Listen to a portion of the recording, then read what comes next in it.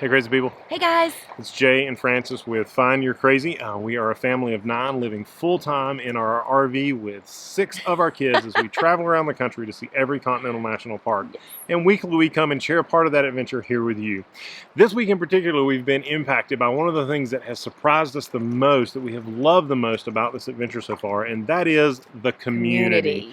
Being able to build that community with other people, whether that's people that we've met just on Facebook through community groups that we're in, whether that's you through our YouTube channel that we've built those community with as we're answering comments and interacting, or whether that's people that we have met, whether it's people we sheltered in place beside for 2 months, or whether it's people that we met for 10 minutes on a playground, sharing their stories, hearing about their adventure, hearing what God's doing with them, and sharing what's happening with us and what God's doing with us has been such a huge part of what has happened so far, and it really made an impact on our adventure this past week. Come check us out.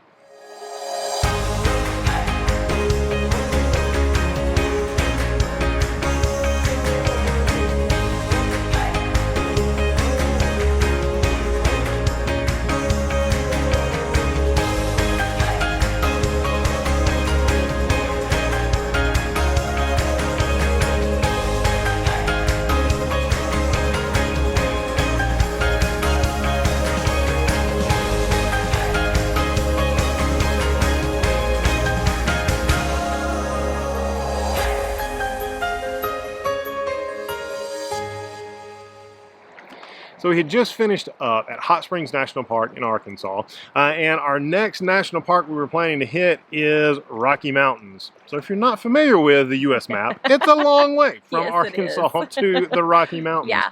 And so we were looking for lots of different things to do along that trip. We wanted to make the most of every stop, not just focusing on these big things, but catching all those little fun things that happen in between it as well. Because when you're traveling with little kids and animals and dogs and everything, you really have to enjoy the journey. You really have to take time along the way and to not make it such a drudgery, because this is our life. This isn't just a short vacation we're taking that we can barrel through, but we really have to take time along the way to stop, to slow down, and to find some really unique things to do. So we were looking for some of those, and community stepped in. In fact, you as the YouTube community actually made the difference in this first one. We had no idea, but one of our YouTube viewers shared, if you're in Hot Springs, you have got to go down and see Crater of the Diamonds. And then in fact, it wasn't but just a few weeks after that, then another person commented the same thing. And so we said, okay, look, we've got to two random people, we got to go check this out. It sounds amazing. And it's really, Murfreesboro is really not that far from Hot Springs. It really wasn't.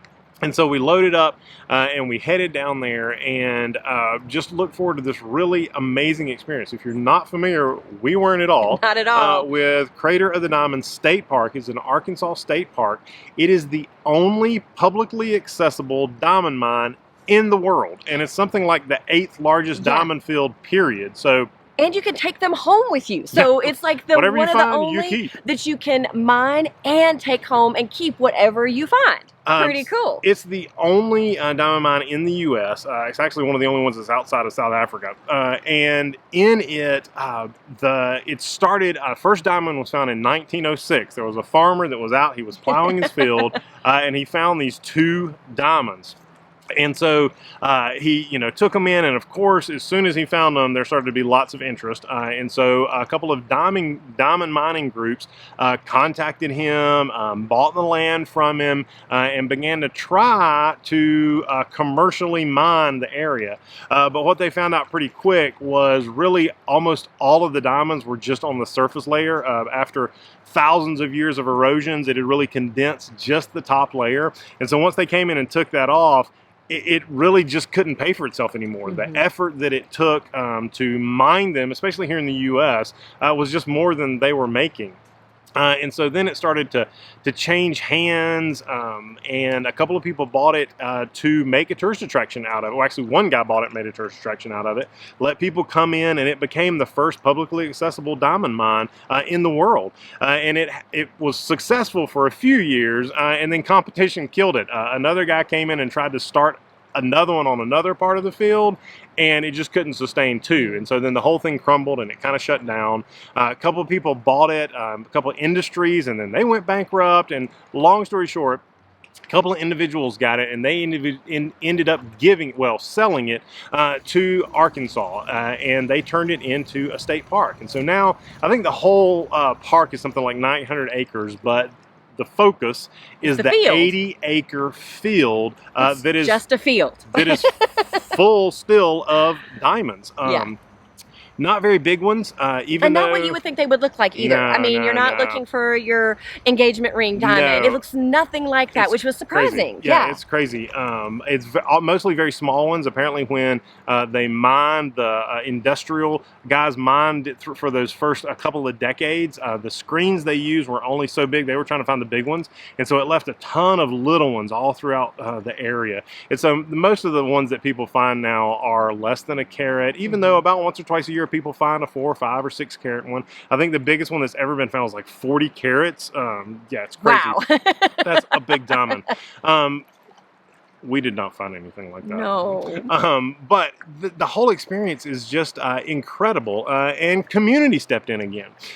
We were looking to go there, but we were going during COVID, and we found out that the state park that normally rents out the gear that you can use was not renting anything out. And so you had to have your own gear. That was disappointing because that's why we were going. That was the whole purpose. So we're like, well, we'll just go look around for some diamonds. And I know you find this hard to believe, but we don't carry diamond mining screens with us all the time in our RV. No. But we found through some contacts this little RV park, Murfreesboro RV Park. I think it's like 10 sites. I mean, it's so small. It's so tiny. But it is wonderful. And we showed up there, and we're a big rig, and it's a tiny space. So it was a little bit like, are we going to fit in here?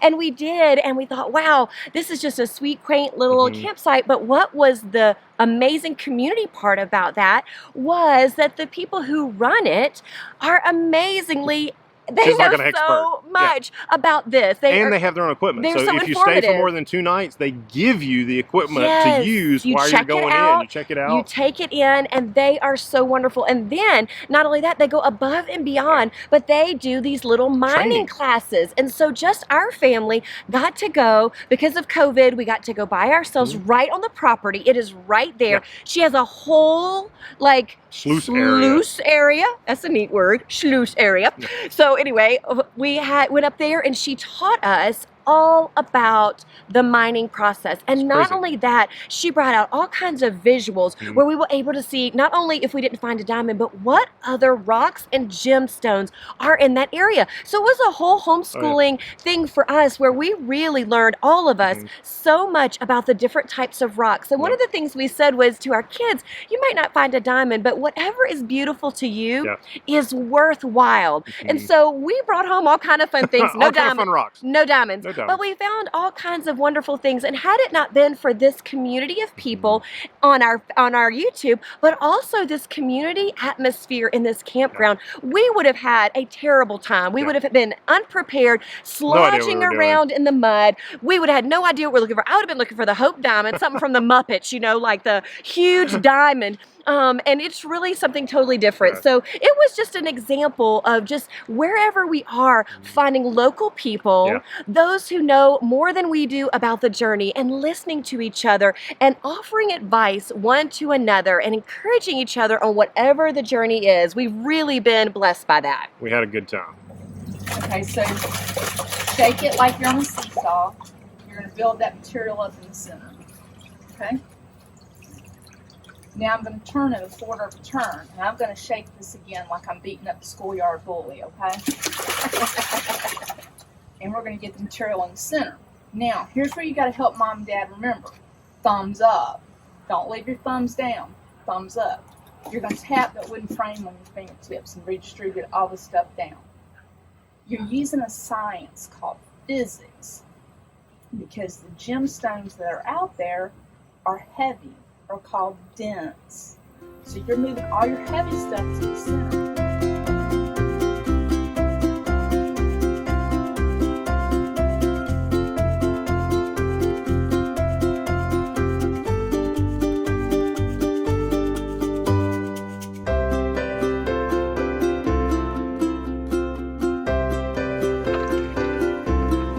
Did you find a rock?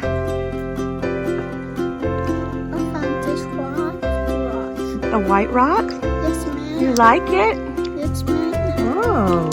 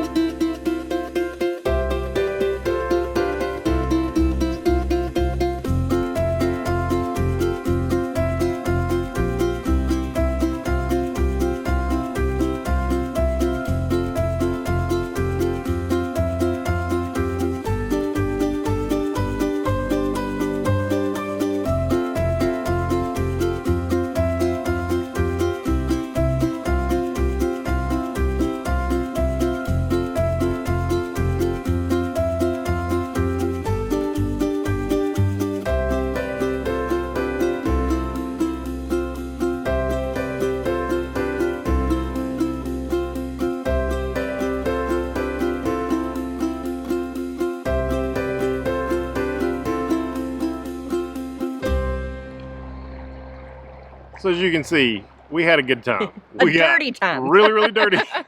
Really, really wet. Our boys loved but it. We it was all so much loved fun. it so So much. much fun. But once we were finished diamond mining, we weren't finished with the community yet. We leaned into another community that we lean into a lot, and that's TripAdvisor. We love that app. Yes. And so I got on, and we had a long day of mining. We got back and got cleaned up, and we just kind of wanted to not cook and go out and enjoy something. Yeah. And I told Francis, I was like, I'm not sure what there's going to be in Murfreesboro. I mean, it's not a very big town. But he found the best place Thanks ever. to TripAdvisor. Yes. #1 restaurant on there, the Feed Bin. Wonderful. Doesn't sound like a place you'd want to eat. Oh, but it is. But oh my goodness, as soon as we walked in, well, actually, as soon as I saw the pictures on TripAdvisor, He I knew kind it of was kept my it a kind of surprise place. from her. I knew it looked just like us. It had So that country feel. Think Joanna Gaines, Farmhouse meets Pioneer Woman. Yeah, Okay? yeah. So if you take those two and you put them together, you have found With a the Feed Louisiana Bin. Cajun food flair. So good. Yeah, so maybe a little Emerald Lagasse thrown in there, but it was amazing. We all loved it so much. Super, super great. And so again, just another example of being able to lean into a community, even one that you don't know personally. And so once we finished up there, we were headed west, but we knew that our next stop was going to be Tulsa. And that was, again, thanks to community. When we started preparing for our full-time adventure, we knew about 14 months before we launched, we made the decision that we were going to do this. And so we started intently researching, reading lots of blogs, watching lots of family travel vlogs, Yes. just like what we were planning on doing. And in that, we found a family that went to Tulsa and visited gathering place. And we knew immediately that that was going to be on our list. And so we stopped intentionally in Tulsa to stop at the gathering place. You've got to go if you're headed out west. Real. If you've got kids, it is a must. To give you an idea, it is it was privately funded and built, but then deeded over to the public. So it's a private public park.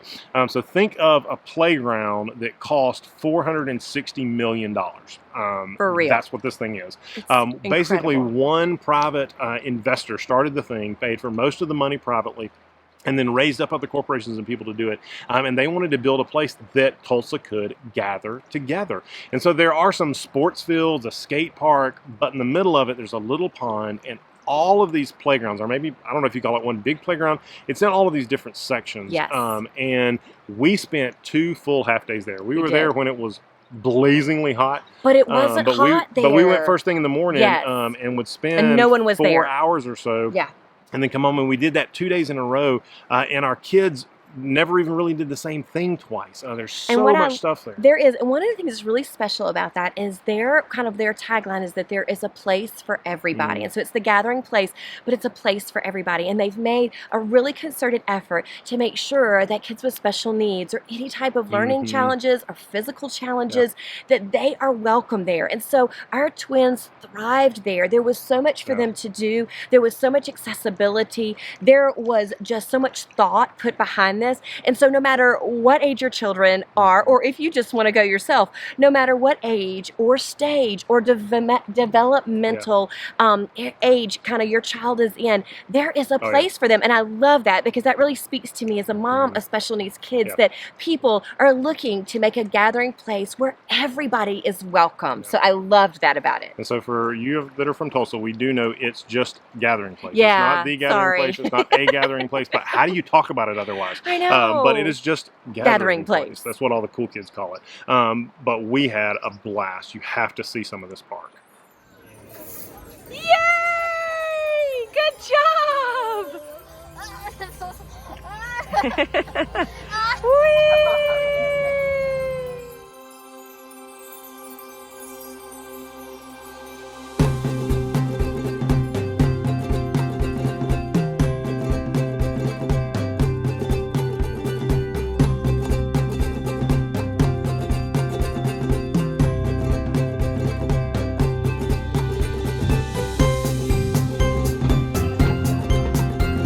Who are you?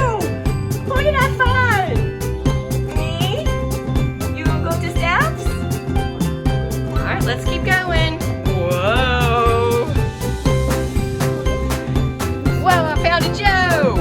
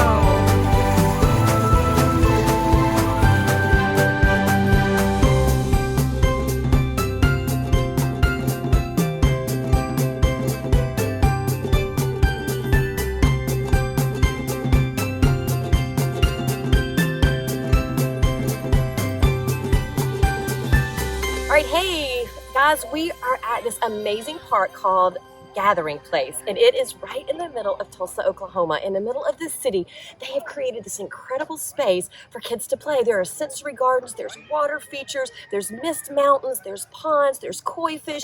There's an incredible kingdom of playgrounds. And so while we're taking a water break, because it's a little bit hot out here, we're going to ask each of the kids what they have liked so far the best. We still have lots to explore, but so far, Christopher, what has been your favorite so far? The rope course. The rope course. So there's a cool, amazing rope course that the kids have really enjoyed. It's a little bit harrowing. Your leg could seem like it could go through, so I was a little scared, but it was really cool. What about you, Joseph? The cooking station. The cooking station, what was that? Also, you can go up to the top by a ladder, Mm-hmm. and there's cooking in there. Oh, so you had a little place you could cook up in there in the kingdom? It's like a middle Oh, time that's cool. slide. What about you, Scott? I like the wobbling bridge. Was it a little bit scary? Yeah. Did you run over it? Yeah. That was super fun, wasn't it? Hey, Ruthie, what have you liked here? What did you like? What did you like? You just told me. What did you like the most? Yes, ma'am. What did you like? The swing. The swing. So they have these really great sensory swings where kids of all developmental levels and stages and phases can get on these swings and be safe, be comfortable, but have a great time. I love that about there, that they have created a space for all kids, and they're kind of their coined phrases. This is a park for everybody, no matter what your age is, no matter what your difficulties or challenges are. You have a place at this park, and I love that. And so, Rosie, what's your favorite part so far? Swing. The swing. You like the swing too. Did you swing together? You did. And I think our favorite part right now is getting to see the kids have a great time and taking a few minutes in the shade, because it's about 107 heat index this afternoon. So we came out first thing this morning so we could get a few minutes in. So stay tuned.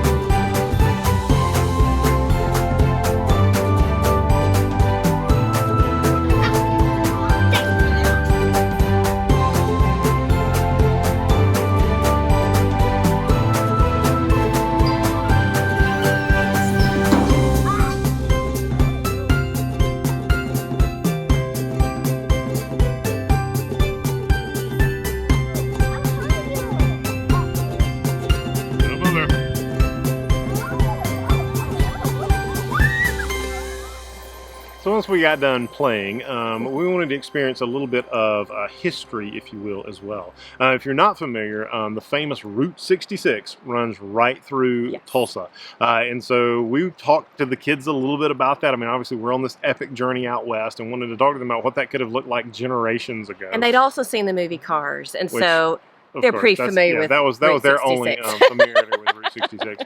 And so we got to looking around and we found this super quirky, super famous, super old historic thing, the Whale of Katusa, which is this stop. The Blue Whale of Blue Whale of Katusa. It's the Blue Whale of Katusa. This stop on Route 66 that used to be basically like a swimming hole that somebody built a whale-shaped pier on. It was just It To was call awesome. it quirky would be an understatement, We but it loved was so though. fun. Our kids got to go all the way up, and there's some stairs that go in You the go up front. into the blowhole, look at his you can eyeballs. go out his eyeballs and his nose hole and all along the side. And it was just something fun, just a little something kind of unique and very. historic, and something that's just fun. And not crowded. We had the place pretty much to ourselves Yeah, it for was. like 45 minutes. It was Yeah, great. so, just take a minute and find out a little bit about the cities that you're driving through, a little bit about the roadside stops, and sometimes those can be the most fun memories that you have, and just enjoying the journey a little bit along the way and learning from each other, building a community. It's hard when you're on the road. Really, honestly, community is a challenge because you're constantly You don't have those moving. standing relationships. You don't, and you miss them, especially when things get hard or when things are frustrating or not working out the way you want it to. You just don't have that community, face-to-face friend and maybe church community that you had before. And so you really have to work at it. It takes effort, but you know what? It is an amazing opportunity to learn so much from people who are so wise, so experienced, and have so much to offer. And we're so thankful for our community here because we are learning so much about the places that we've already gone, places we want to visit again, and places we can't wait to go to. So if you haven't joined our community, now's your chance. We really want you to. We want you to comment and let us know what are some of the quirky things that you have found around you that are must-sees that nobody would know about it except the locals. Or for sure, if you haven't yet, hit that subscribe button so that you can join our channel. We want to interact with you. We want you to be a part of this community as well because it has meant so much to us. Every comment, and we try to respond to every single one of them because it means so much to us because we look forward to communicating with you and for us to build that positive, kind, and encouraging community. So if you haven't yet, hit that subscribe button. If you missed our last video, you can click on that down there as well to make sure that you can catch up with all the places that we're doing, and make sure you're on the lookout this week as we continue with our midweek RV family life videos, our Sunday faith videos, and then our Friday travel vlogs. See you next time. Bye, guys.